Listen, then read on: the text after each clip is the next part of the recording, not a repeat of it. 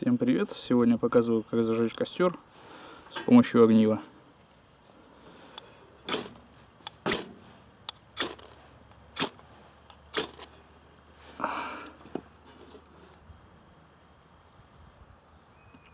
Ну вот, пошло пламя.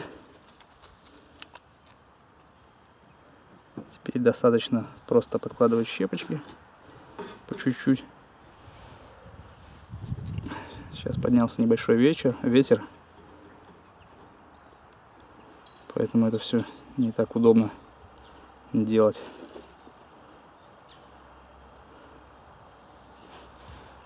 Можно использовать и не щепочки, все, что в принципе душе угодно.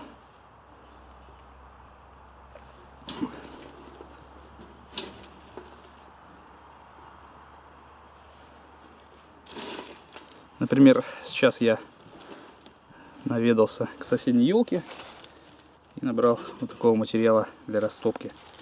Это просто сухие ветки с елочки.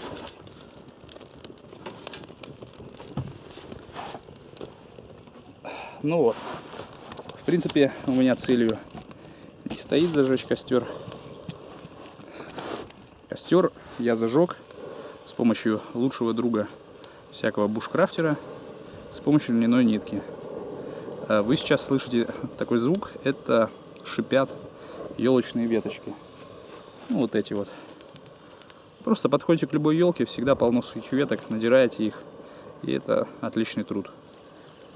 Вот. Берем льняную нитку, можно ее хранить как-то герметично в пакетиках. Отрезаем кусочек.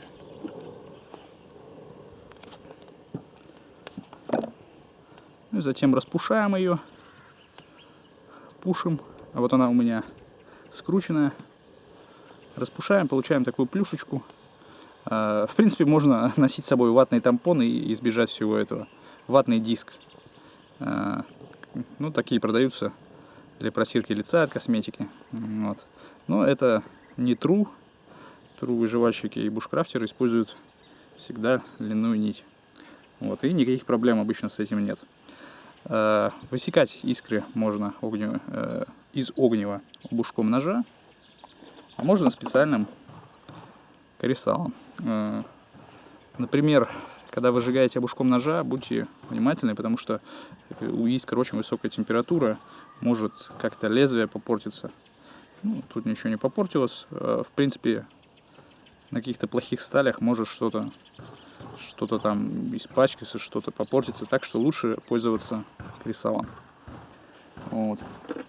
Ну и набирайте щепочек каких-то, все, что хотите, для того, чтобы запалить костер, и дальше уже просто продолжайте работу над костром.